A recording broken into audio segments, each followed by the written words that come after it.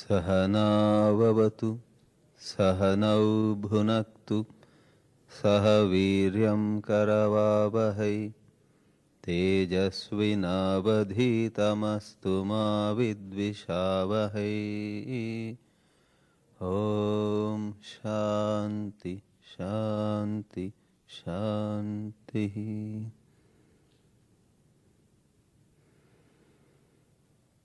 यज्ञार्थात् कर्मणोऽन्यत्र लोकोऽयं कर्मबन्धनः तदर्थं कर्म कौन्तेय मुक्तसङ्गः समाचर। सह यज्ञा प्रजा सृष्ट्वा पुरोवाच प्रजापतिः अनेन प्रसविष्यध्वं येष वोस्त्विष्टकामधुक्।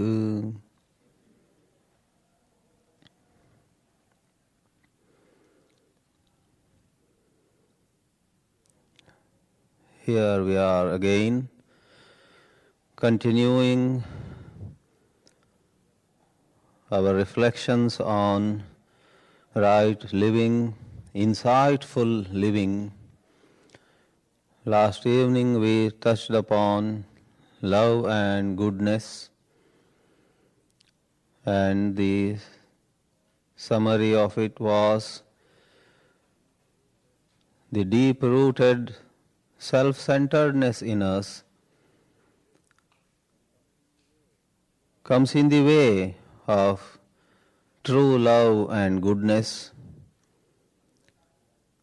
unless we notice and eliminate the desire for personal gratification and the fear of personal hurt. There cannot be true love, true goodness, unless deep inside we are free of the pressure of having to prove ourselves, the pressure of having to gratify an ego center in us. All talk of love and all concepts of goodness fall short of what they really are. This evening we take up the area or the realm of work and cooperation, and we shall find that the very same truths apply here also with a ruthless application or relevance. You and I have been working. Work we must. Till our last breath we shall be doing some work or the other, if not in an official sense, if not in a formal sense. We shall be doing, for even breathing is considered an activity. Without some activity, without doing a bit of work, we cannot imagine our day going.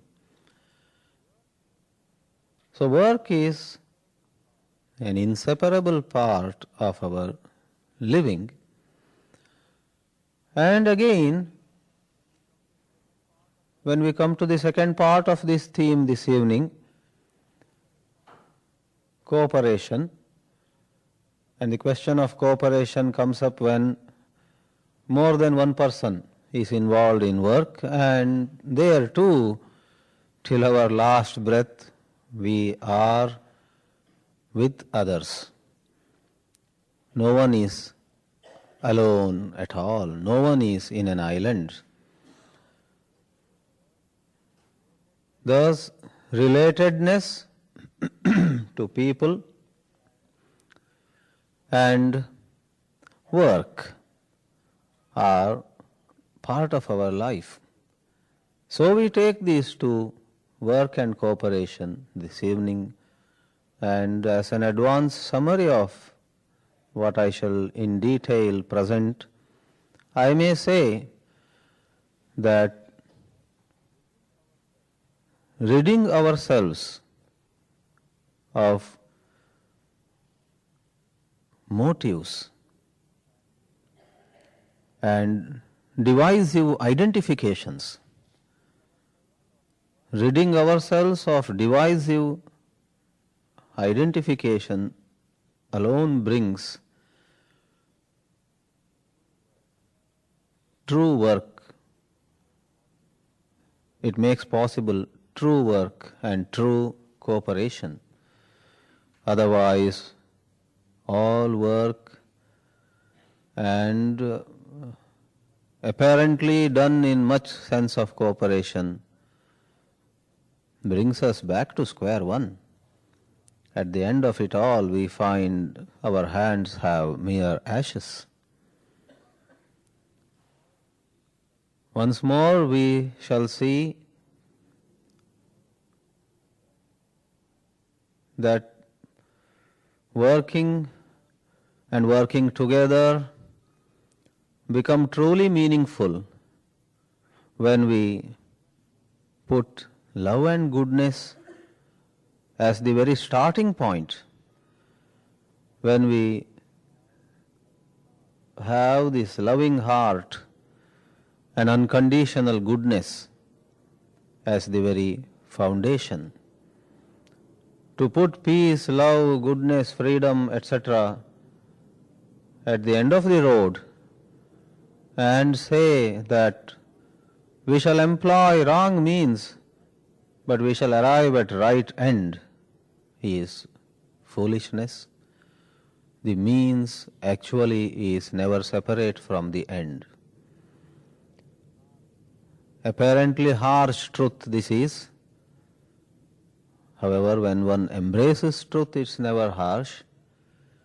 When one is caught in the false and has resistance to any movement out of that false, truth becomes very harsh. Good advice also becomes very unpalatable. That's because we are so attached to a groove of thinking. We are so prompted, so driven by a certain pattern of thinking and acting, and there is a certain impatience about us, and we say, allow me to complete this, allow me to finish this whole thing, and then talk to me about the right way. This is karma asakti, an attachment to karma. The Bhagavad Gita describes this in the context of the quality called rajas. Everything in the world is driven by these three qualities: sattva, insight and equanimity; rajas, restlessness and activity; tamas, insensitivity and inaction. And in the context of rajoguna, restlessness and activity, the Gita has this to say: arambaha karmanam. Without much understanding, we get going with the activity. It's like somebody is on the road, on a motorbike or in a car, and you are sitting next to him in the car and you ask him, where are we going? He says, don't ask, we shall find out after some distance. I too don't know, but we got to keep going. Somebody is climbing a ladder, and where are you climbing? Shh, don't disturb me. We'll figure out when we reach there.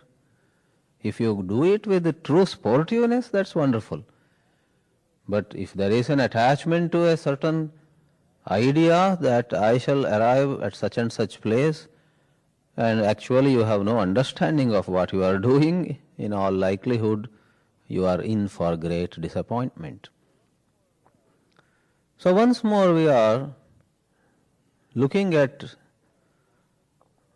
our outlook to work and our understanding of cooperation, keeping in mind possible obstructions right within us, which abort the true activity and bring about disorder.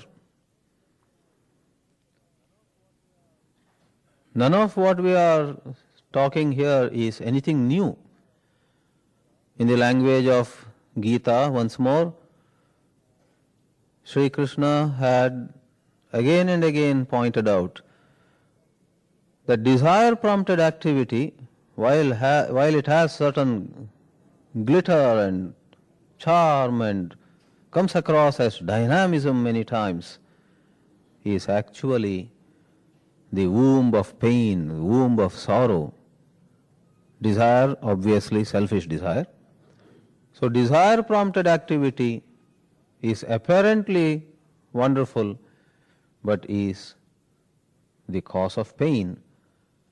Love-prompted activity alone is truly harmonizing.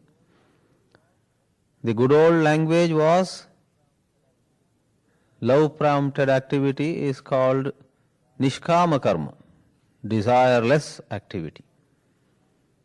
Somehow, especially the Eastern wisdom has very much used the negational language. And today, especially the Western world, for everybody for that matter, is hungry for a positive language. Like one of you came up and asked yesterday the question, whole lecture, Swamiji, you talked about what love is not. Before we go home, could you tell us what love is? That's very understandable and to some extent an eye-opener to me as a, with regard to the art of speaking and communication. Eye-opener to the extent of realizing what gaps in understanding I might be creating in the audience. So I would say here that the nishkama karma, which is literally translated as activity devoid of selfish desire, upon being put in a so-called positive language, is activity prompted by love, activity prompted by true goodness. Therefore, we are actually continuing smoothly from yesterday. Love and goodness and work and cooperation are meaningful only when they shoot forth from love and goodness. Therefore, a whole lot we said about what hinders or blocks love and goodness applies to what comes in the way of meaningful work and cooperation. Durena hyavaram karma buddhi yogad dhananjaya. Avaram means lower. Desire prompted activity is lower. But you and I from our birth are caught in desire. I must once more briefly at least throw light on the universal human conditioning. Universal, when I say, it means in Asia or Europe, America or Africa, and what is more, among the very rich who are born with a silver spoon, and among the very poor, extremely poor. This conditioning is same. That is a sense of incompleteness and having to prove oneself, having to achieve something, and in the light of that achievement, put up a facade or put up an image, create an image, wanting an image, and that becomes a wild goose chase. No wonder work takes place in this world of ours, in the world we have created, through coercion, compulsion, or a gentler word could be persuasion. by coercing, compelling, and persuading, work is done, work is got done. Sometimes the compulsion comes from outside, other times the compulsion from within, and we need to wonder, can we work in the absence of compulsion?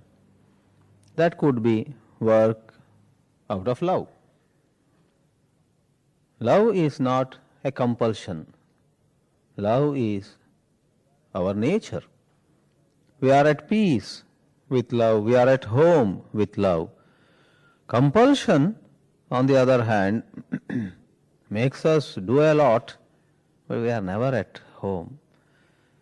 So we would be waiting, once I make enough money and once I reach a certain position, I'm done.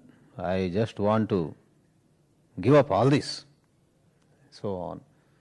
Other day I heard head of a religious organization also say, all this, running this organization is so painful. Once I turn 60 years old, I am just going to remain a simple sadhu, saint. I asked him, why don't you do it today? But he has put a goal.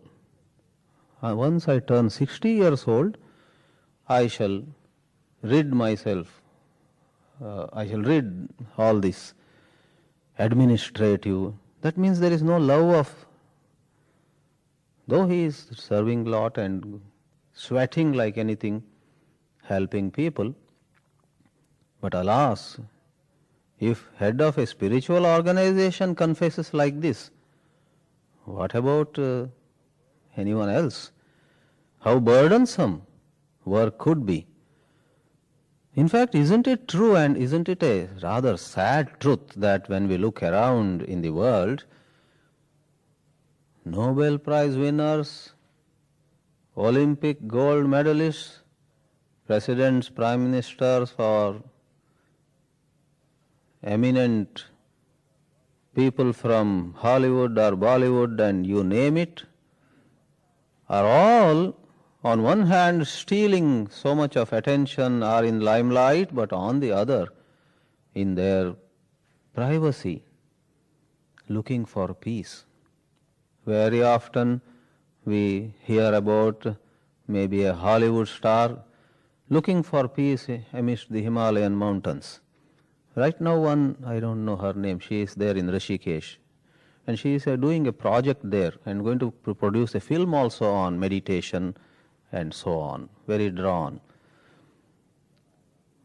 Some are drawn to the Dalai Lama and of course many others. For everyone who goes to East, I am sure there are hundreds who are looking for solace in the churches here, in the mosques here, or in the synagogues here. So we need not divide the East and West in this context. But what do people from a distance look at them? Or how do they look at them? We look at them with envy. If I could be him, if I could be her, only those who wear the shoes know where they pinch. I think Shakespeare had said, uneasy lies the head that wears the crown. But you and I tend to be a bit foolish. All that is fine, but for one day at least I would like to wear the crown. Then I will put it aside and I will go around and tell everybody this crown was no good. But I would like to wear it once, see how it makes me uneasy. And I want the glamour of being uneasy under a crown. We are after these peculiar, self-contradictory pleasures. That once more shows that, alas, humanity, including the speaker, maybe with the speaker in forefront, lives in great confusion. This is the human conditioning to which all of us are subject, and these talks are meant just to throw light on these things. For it is up to everyone, whether it is any of you or the speaker, It is up to the person to really live differently. A certain willingness to change has to arise in a natural way. And the willingness to change arises, scientifically speaking, only when there is a very intense recognition that this just is not the way for me to live. Whom am I fooling? More than fooling X or Y, A or B, more than fooling the society or the spouse or children or the neighbor, more than fooling my religious organization, the way I am living is such I am fooling myself. This self-deception should become evident to us. And in that becoming very evident of the self-deception, one says, no matter what, I am going to live in the right way. Without any presumption, without any motive which holds an achievement at the end of the road as a glittering promise, but actually acts like a thorn in our flesh. From early childhood, you and I carry certain patterns of thinking which, like a thorn in our flesh, have been paining us, and they continue to pain us. And that is no other than the self-centered motive. So if it is not hope for reward or fear of punishment, what would prompt working?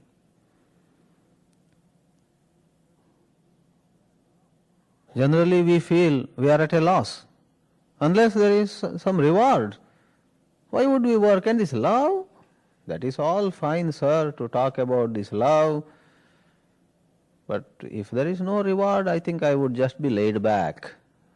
One imagines. Is it really so? How about our seeing a problem intensely? We see there is starvation and we are truly perturbed. Unfortunately, very few are truly perturbed about any genuine problem of humanity, because most of our energy is dissipated in our concerns about psychological and self-created problems. We are in such hurry, we are so impatient, and we reason it out. Oh, I feel very concerned about it, but maybe I'll just write a check and send, or some such thing we do, which also we don't do many times. A thought passes by and we say, that's good, I am a virtuous person, I thought of helping them, and so on. Maybe like a counterpart to what we said other day with regard to work and thought of work, here we could say some people feel a clear conscience by rendering help. Many others feel a clear conscience by thinking of helping. We really had many plans to help them, and that gives them great satisfaction. And we say some people, this is a very consoling and good expression, some people, neither you nor me. But are you and me away from those some people?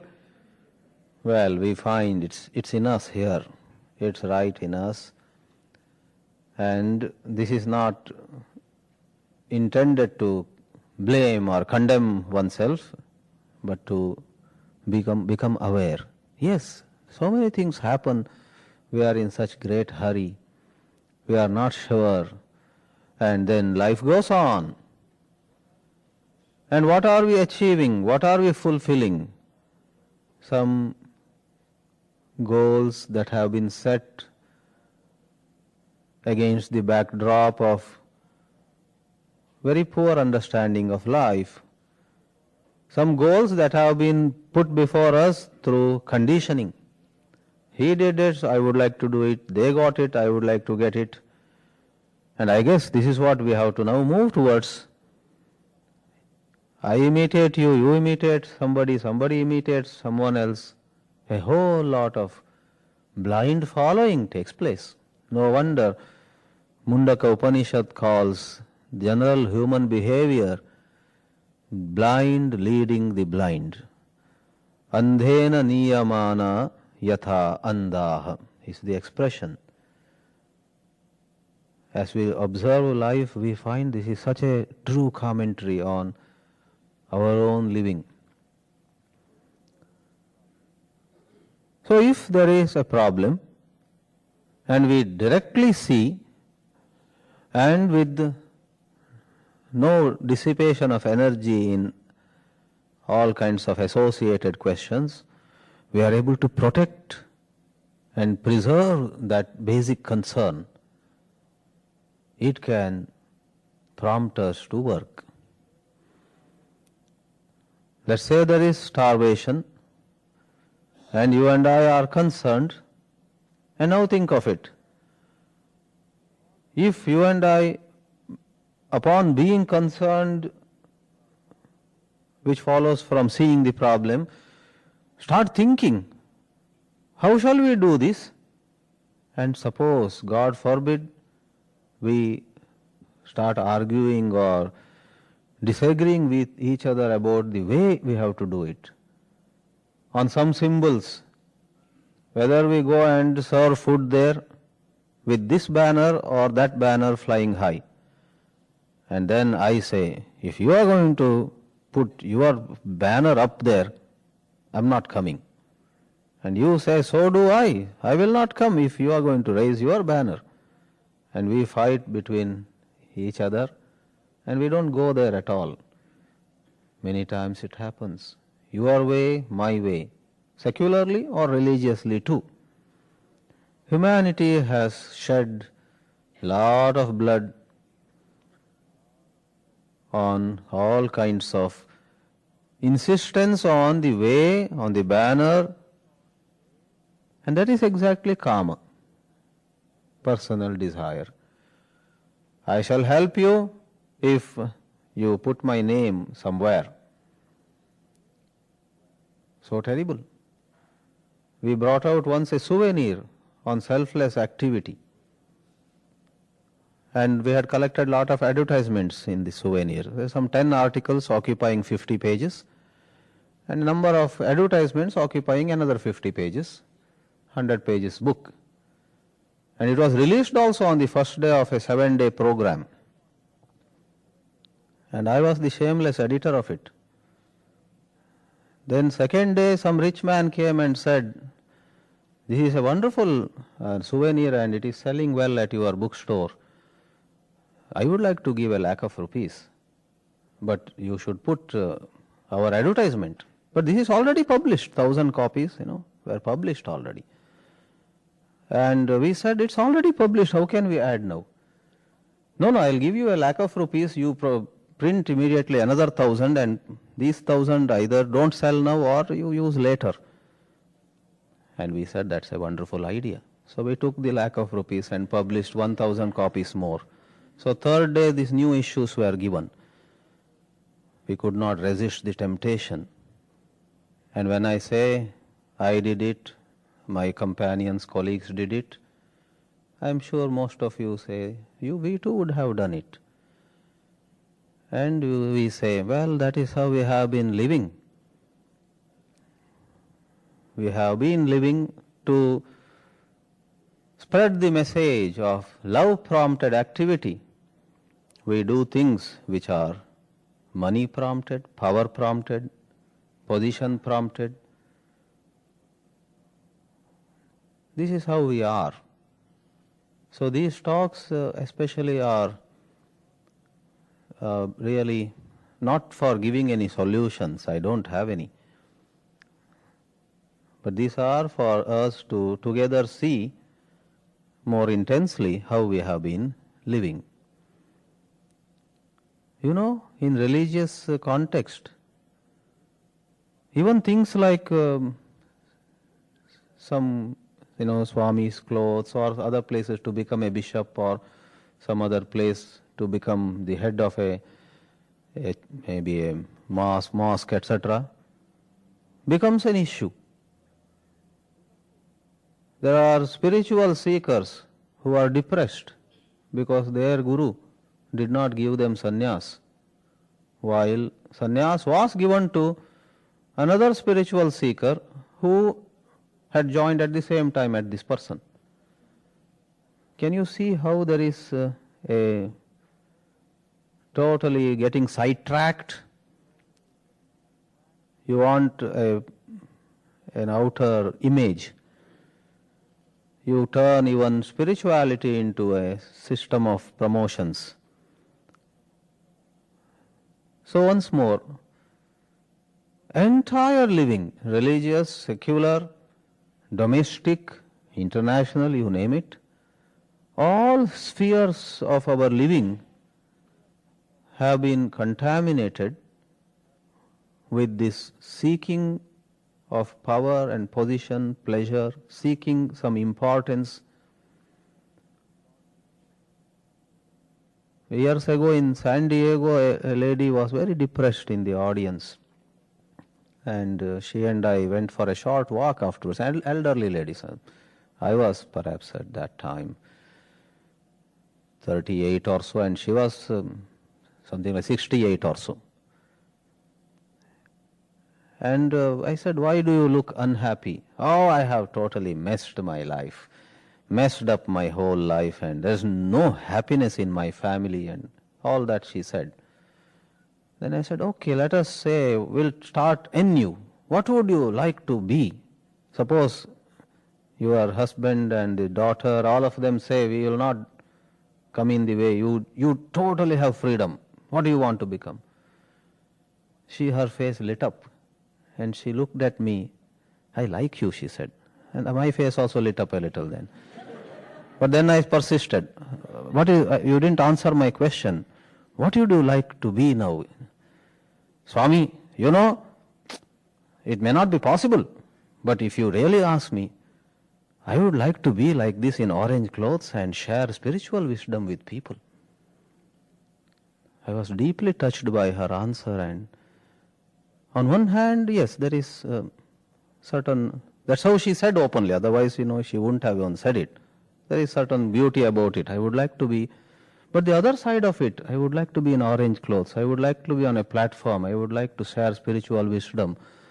Makes us wonder how much there is love of spiritual wisdom itself, and how much of it is, once more, the conditioning that you and I have of becoming someone. She was a professional. She had come over to United States and earned money and many things. In all of that, there was no true happiness. Things went wrong also in certain ways. But she imagines that being somebody, a spiritual teacher, a role, so a conceiving of a certain image looked very fascinating. Well, it's all because of lack of clarity. I'm sure there was no conscious error there, but unconsciously things were mixed up. So can we go about living life without mixing up issues? If it is Vedanta or spirituality, if it is truth that we see as the source of true peace, nowhere else but in truth there is peace, suppose we see. Can we seek that truth, doing away with all externalities? But this clever mind of human beings, which you and I are, always, like a clever attorney, makes a case for all externalities. To arrive at the truth, certain steps are necessary. some symbols, some clothes, some name, some title, some superiority, some authority. Bow down here and enjoy others bowing down at another place.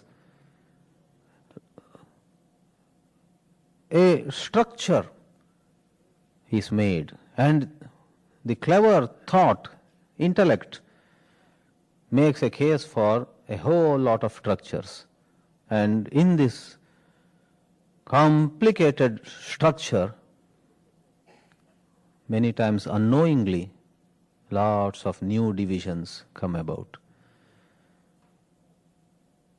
Spirituality, structured, and certain powers and rights and liberties and privileges, as well as certain commitments and pressures, all packaged into various levels, from the Pope down to a new initiate, from a Matadipati to a new Brahmachari who has joined the ashram. All is structured, and the clever intellect makes a very, very detailed case for all this. And then you have some statements like one made by Swami Vivekananda. He said, when he was asked about hypocrisy in religions, he said, yes, there is hypocrisy in religions, but I would say, even if one person in 1,000 becomes a genuine seeker, the world will be uplifted. Let 999 become hypocrites, 1 in 1,000 suppose is genuine, the world will be saved and all that. So that case is made. His faith, his love, his belief is admirable, but practically the ground reality is we find countless religions and subdivisions of religions have all come about, and we don't know whether the world is really saved or world is moving towards greater order because of all these structures. Well, I am not trying to talk about religion or religious structures here. That was an example. In work, what corrupts or what dilutes our passion for work itself? As an example, we took starvation, and you and I, 10 of us, 20 of us would like to do something. What comes in the way of our just doing it? Just do it, as the expression goes. We find thoughts about who would recognize, who would care. Nobody cares for it. People criticize, people make fun of it. This is not the time to do these things, and so on. So desiring recognition, desiring some acknowledgement, desiring an approval from A or B, and all this, and fearing disapproval, fearing criticism. I want to help, but I don't know what my so-and-so family will think, and so on. So there is a dilution of the basic force of love. The basic force of love gets weakened, the light of love as though gets dim, and now you can see how thought, of which humanity is proud, is at once its enemy also. Because various thoughts. Don't we therefore also notice, or I am sure many of you would have thought of it many a time in this world of ours, it is some madcap who goes and does maximum service, not the educated ones. Because the educated ones have a lot of thinking. Thought. You know what thought is? Let me illustrate through another. I had a chance to see the movie Titanic many years ago, and I am sure most of you have seen it. In that there is a scenario towards the end of the movie almost. The ship is broken to pieces, and through some lifeboats, everybody is being helped to the shore. But then there is a nobleman there, a rich person. He protests even at that moment when it is question of death and life. When the captain or some officer says, please get in this boat, this lifeboat is about to leave. Come down on the ladder or on the rope ladder or something and get in. He makes a face there. You mean I have to get in the same boat where those servants are? There are some poor people too. See what thought does. Even when his life is in question, he keeps in mind, those are all the, some servant class or some lower class or this class distinction or some caste distinction, let us say. Isn't there another boat for the noble class? For our creed, our kind?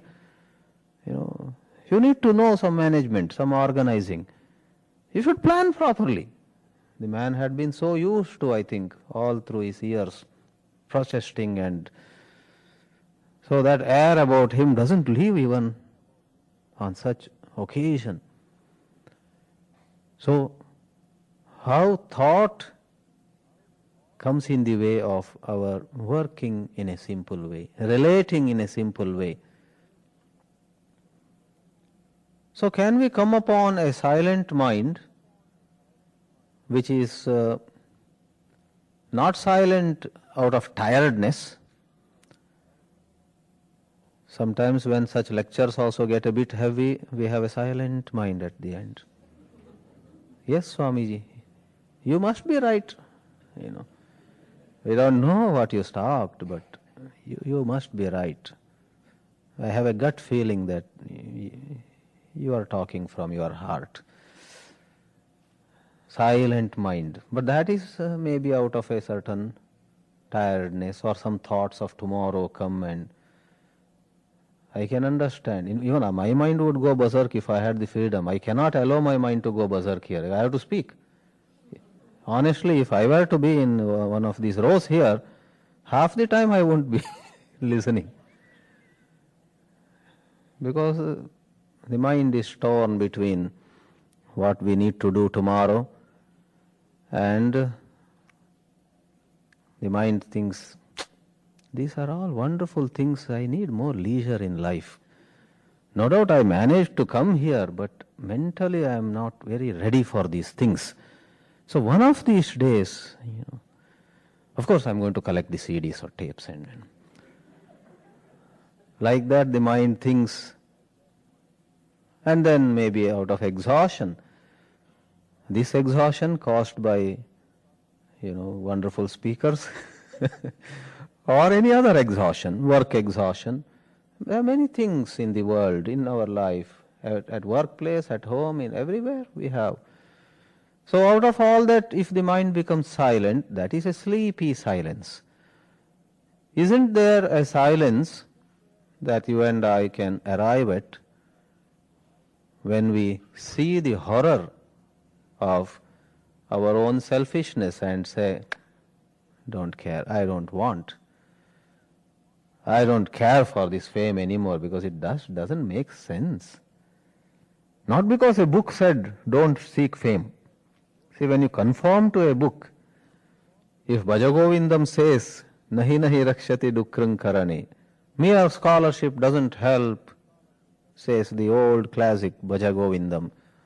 Love God, love of God alone saves you, not scholarship. And our mind immediately says, yeah, I should not be dependent, I should not go for scholarship. Then perhaps you have not seen how seeking to be a scholar actually is shallow and hollow. You haven't seen what the book is saying. We are talking of a shedding, a letting go of the desire to be a scholar, a letting go of that desire upon seeing that it just is not necessary. It could happen through a total surrender to God. All knowledge that I need to get will come to me. I need not stuff my shelves with books and then look at them and say, when will I read all this? And so on. All of us suffer a lot. I have suffered enough in this.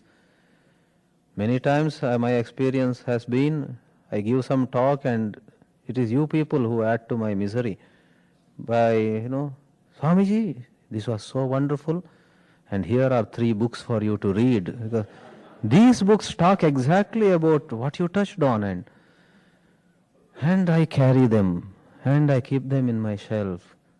And then earlier I was worried that there were these 200 books which I could not really come to read. Now 203 books to read. I should go for a personal retreat now and read all these books and so on. So it's another trap. So if there is a profound insight where one truly knows that God will give to me all knowledge, I don't have to have a single book. I have love of God, and then the pillars and posts, trees and stones will speak to me. I will learn from everything. Then one sheds. So what we are talking is very much like parabhakti. Effectiveness and enhancement of personal effectiveness and blah blah blah. In the name of all these, a rotten thing deep in me is staying intact. And as long as that doesn't go, all this dynamism is of no use. I become another Hitler or another destructive force. Of course, with a facade of a do-gooder. I am a do-gooder outwardly, but deep inside I am seeking a gratification. I am seeking, earlier let us say I sought material image. I am the smartest fellow, I made the millions and I made. Now I could be seeking a moral image. I am the moral monarch. I am the most selfless person, and so on. But true selflessness is when one doesn't seek to become selfless. When you seek to become selfless, that thought comes in the way. Instead, see the horror of selfishness and don't think anymore of should I be selfish or should I be selfless. Just as we said to sip a little bit of water, you need not remember your name, your age, you take a glass of water and do I have to say, well, I am Padmanabhan, 58 years old, husband of Kamakshi. Do I have to say who I am? Drinking a bit of water is very simple. But see how thought has become. There may be a Kamakshi Padmanabhan couple here, there must be, I don't know. Excuse me if doesn't matter. Say, if there is one like that, that person's eye sense, ahamvriti, gets very awakened. I can give in writing, if Padmanabhan, husband of Kamakshi, is here in this audience, and if he had gone to deep sleep, he would wake up. And he would say later, a bit of it was very relevant to me. A bit of it in this lecture today at last was straight. That was for me. So drinking water, and in that, if I say, all you need is the tongue, the mouth, and the perception of water, cold or hot, sweet or sour, salty or, and as it goes down your system, to feel it in the chest, and this is perception. There is no conception there. You don't conceive, especially about yourself, who you are, right? But when it comes to work, when it comes to cooperation, a whole lot of thoughts come up. And they come in the way of actual action. So this could be, not that I know the whole secret of all this, but I am sharing with you some leads which I myself am pursuing very often. Is it possible for us to be in direct contact with the problem, let us say of starvation, and with least dissipation of all thoughts and comparison, and the other temple did so much and we at least should do as much as they did, if not more, comparison, and this is an occasion for us to get some mileage in the coming elections. Let us do some, relief work and so on. In my third year college, I too had contested some election. Those days my confusions were of a different kind than how they are now. So, contested an election, and 2 months before the student election, there was a death in the school. And some friends were telling, no, this is the occasion. Tomorrow there is an assembly, condolence assembly, and somehow you get onto the stage and say and give a very emotional speech, you will sure to get good votes later on, and so on. I said, is that so? And so on. And I went up also, but I forgot about, all he said. I gave some talk, but he said, later on he said, no, you did not. You should have said this thing, you should have said that, and so on. So you see everywhere, motive. Do you understand motive? All of us, or a good number of us, have been students of the Gita, and we know phalasakti, attachment to reward, result, and so on.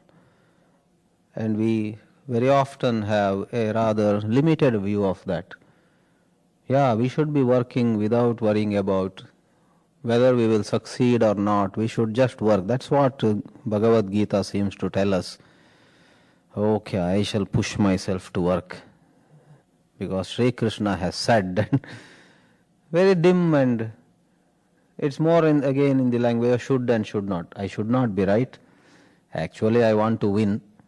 But this Gita says, don't worry about winning. What a terrible thing. In the West, they say winning is not everything, it's the only thing. My heart likes that. But I joined these Gita classes and I am in soup now. Anyway, like that there is so much of confusion. But today, this evening, I am sharing with you thoughts where it's not about future at all. It is about carrying the thought now. And it is about noticing the thought now. Whether there really is future, God knows. We never know how long our life is. Young and old die, or why talk of death? Many times so many situations entirely change. You are so concerned about a match and then that match is cancelled. I believe in a high school class, the teacher said, today all of you will write an essay on cricket match. And one smart boy just wrote one line. Cricket match did not take place as it rained heavily. And he just walked away. Smart boy. Good essay, one-liner essay. So you and I also find many times we are so panicky and so concerned, so agitated, and roll up our sleeves and are all set to celebrate if we win, which we want to, and if we lose, send out right signals to the other camp, and all that we do, but then the whole event doesn't take place. I believe some years ago the Pope was to come to US, and for some reasons the whole visit was cancelled, and I had read that time, some 10 years ago I guess. How many repercussions were there? Some company had produced, I think, some maybe millions of T-shirts. Papal visit, whatever, 88 or 92 or something. And that person was then asking the Vatican, how will you compensate for me? And of course, all the churches must have done something for him, poor man. All the T-shirts with all those designs and souvenir shirts. So we know in small and big ways, a lot of things, the actual event, the match, the contest, the competition, it doesn't take place at all. Life takes another turn. Someone even gave a definition of life. Life is what happens when you are busy with other plans. Something else happens. I haven't watched that new movie, but some of you have been talking about it. Kal ho na ho. Whether, as I understood, it may be different. Whether tomorrow, there will be tomorrow, we don't know. Kal ho na ho. That's how I understood. Of course, that must be in some romantic or some other context. But it has a spiritual touch to it. So, the advanced understanding of phalatyaga, letting go of our concern for success or failure, is actually this awareness of how selfish concern dilutes, weakens, comes in the way of our love and goodness. I am not able to do my day's work in love because I am concerned about whether my image will get better at the end of this work, or my image in others' eyes, in my eyes, and all this. This concern for my image is taking away what is most precious to me, Love. I wish to live in love, not any compartmentalized love. I wish to live in love, excellent love with my family, spouse or children, love of work. We have compartmentalized love, but really speaking, true love is something that defies any compartmentalization. True love is a sense of well-being where there is no fear, no insecurity, where you accept yourself as you are, and no matter it is spouse or child or neighbor or someone, you accept that other human being as he or she is, with no interruption or intervention of calculativeness. If we relate to each other without calculativeness, that is love. Coming to last night's question, what is it positively? What is love? We could say that is when we are actually giving to each other much happiness. When we don't see each other as we are, but we see each other through memories and some account that is kept. As soon as I see you, I say, he is the one who disagreed with me in the last meeting. Thoda ho careful rahna, something like that, the mind calculates. I have an image of you, and you of course have image of me too. In this memories and images coming, and I would for more precision say these images assuming a larger and larger size, they grow and they edge out, they push out room for objective thinking. Even as then all of us sit together in a meeting, I am extra conscious of you, about whom I have an image. You are sitting fifth from me in a round table conference, and I am extra conscious. He will now poke something. I am sure he will poke his nose into this matter. And I use very clever, politically correct language. So friends, we have gathered here with all love this morning. I use this word love. Someone once remarked, the most misused word in this world is love. How sad and how true.